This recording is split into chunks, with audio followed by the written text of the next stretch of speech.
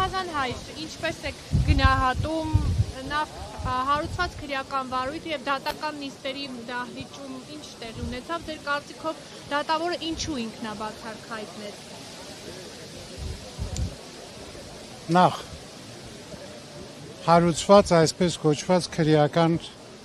գործի մասին։ Կարծում եմ, որ ինչ-որ շատ նորություններ ձեզ չեմ ասելու, հստակ հայտնի է, որ սա արդեն բավական ժամանակ սկսված հայ առաքելական եկեղեցու դեմ արշավի մի օղակ է, որը որ հատկապես ճիշտ նոր տարուց հետո, Սուրբ Ծննդյան տոներից հետո, երբ որ հայտնի եղավ, որ եպիսկոպոսատ ժողովը տեղի է ունենալու Ավստրիայի Սենտ Փյոլտեն քաղաքում, բնականաբար ամեն միջոց ձեռնարկվեց այդ եպիսկոպոսատ ժողովը խափանել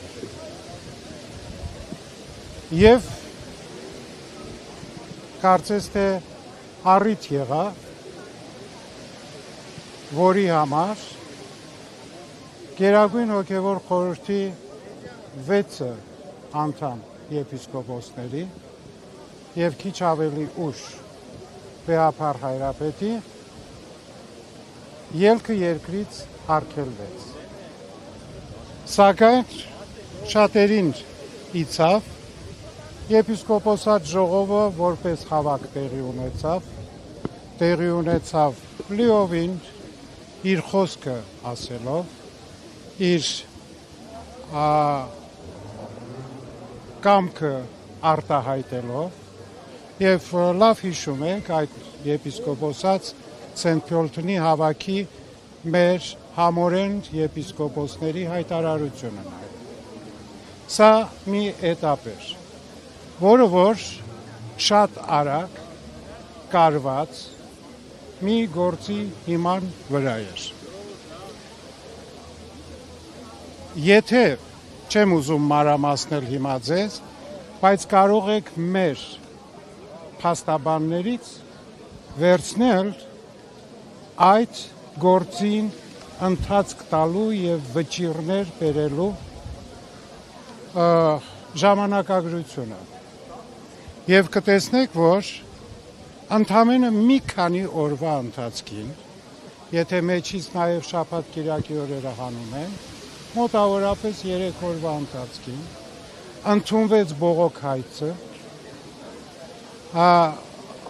միանգամից առաջին ատյանի դատարանը որոշում կայացրեց, որ կոչում են միջանկյալ վճիռ, Արման Սարոյանին ճանաչել որպես առաջնորդ եւ ընդամենը մի 2 օր հետո, չեմ կարող այսպես ասել, բայց ամբողջովին ուղղակի այսպես բլից կայծակնային վճիռները եղան, որով եւ հարկադիր կատարման ծառայության կողմից էլ եկավ հարկադրանք Մայրաթոր Սուրբ Էջմիածնին, որպեսզի չխոչընդոտեն Արման Սարոյանի առաջնորդական գործունեությունը եւ հատկապես պիտի նշեմ, որ մեկ վարքյան մի խանգարեք։ Եվ Արման Սարոյանի պաշտոնին եւ նաեւ ամենակարևորը այդ վճռի մեջ չխոչընդոտել նրա մուտքը բանկային հաշիվների։ Սրանք թվում է թե ինչ-որ մանր դետալներ են, մանրամասներ են, բայց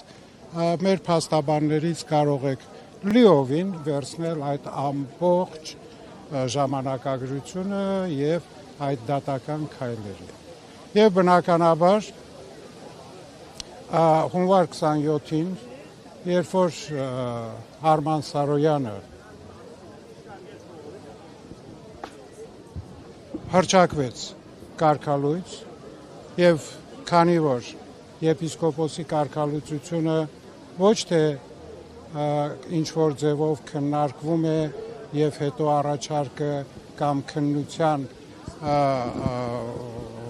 եզրակացությունները ներկայացվում է վեհապար Բայրապետին, ինչպես որ քահանայից եւ այլ կարգապահական հանձնախմբի կողմից, բայց եպիսկոպոսինը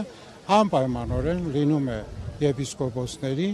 ընդհանուր համաձայնությունը եւ նաեւ քննարկվում է Գերագույն հոգևոր խորհրդի նիստին։ Գերագույն հոգևոր խորհրդի նիստին այդ հարցը քննարկվեց եւ կարծում եմ, որ յուրաքանչյուր անդամ իր քվեի տերն է եւ յուրաքանչյուրի քվեն իր ազատ կամքի արտահայտությունն է։ Եվ այսպիսով ուրեմն այս ձգվեց գրեթե 6 ամիս։ Ուրեմն 2 ամսով հոգևորական Գերագույն հոգևոր խորհրդի անդամները որպես խափանման միջոց ստացան երկրից դուրս գալու արգելք, ապա 2 ամիս անցնելուց հետո, որովհետև դատաիրավական պրոցեդուրաներով կան սահմանված ժամկետներ, նորից ուրեմն երկարաձգվեց 2 ամսով եւ հետո նորից երկարաձգվեց 1 ամսով, որտեղ որ ավարտվում է այդ շրջանը օրենքով թույլ տրված, բնականաբար արդեն հարցը գնաց դատարան։ Ուրեմն 6 ամսվա ընթացքին, եթե այս խափանման միջոցների փոփոխությունը չեղավ, բայց զարմանալիորեն մի քանի օրվա մեջ այդ կայացրած վճիռը, հատկապես որ միջանկյալ վճիռը, մինչև այսօր դատական վերջնական վճիռ չի ստացել, թե արդյոք հայցատուն վերականգնված է, ինչպես է վերականգնված, իրավունք ունի, թե իրավունք չունի, այսինքն բուն հարցը որևէ կերպ դատական քննության եւ դատարանի կողմից վճիռ չի ստանում։ Սկսեք դրանից։ Եվ բնականաբար այսօր հրավիրված էինք դատական առաջին նիստին եւ հաշուշտ մեծ ցավ եւ ուրիշների համար ամոթի խորը զգացում ունեմ ես, որ վեհապար Հայրապետին էլ հրավիրեցին դատարան, որը աննախադեպ է նույնիսկ բոլշևիկյան իշխանությունների ամբողջ սովետական շրջանին, որ հալածանքներ եղել են եկեղեցու նկատմամբ, բայց որևէ եկեղեցու պետ եւ հատկապես հայ եկեղեցու պետ երբևէ դատարանի առջև չի կանգնել։ Նույնը եղել է եւ մինչ այդ է, սկսած բյուզանդական, պարսկական, արաբական, սելջուկ, մամլուկ, ինչ ուզում եք ասել։ Մեծ ցավը այն է, որ այս իրողությունը այսօր կատարվում է մեր ազգային հայրենի ինքնիշխան անկախ պետության մեջ եւ կատարվում է մեր հայրենի իշխանությունների ձեռքով, որը որ արձագանքում է նաեւ շատ ուրիշ հայտարարությունների եւ պահանջների մեր հայրենիքից դուրս հնչած։ Հարց կարելի է հայրենիքից դուրս արձագանքների մասին։ Հայրենիքից դուրս արձագանքները մենք շատ լավ գիտենք, թե հայ առաքելական եկեղեցու դեմ ինչպիսի արտահայտություններ են եղել եւ եթե հիշում եք դեռևս 1 տարի առաջ մայիսի 26-ից առաջ մայիսի 26-ը եթե ուզում եք հիշեցնեմ դա այն օրն էր, որտեղ որ գաղափարը Շվեյցարիայում եկեղեցիների համաշխարհային խորհրդի եւ գաղափար հայրապետի նախաձեռնությամբ մայիս 26-ը դա էր, բայց դրանից հետո եւ դրանից առաջ հնչած դուք հիշում եք դրանից ամիսներ առաջ հենց նույն Միլիմեջլիսում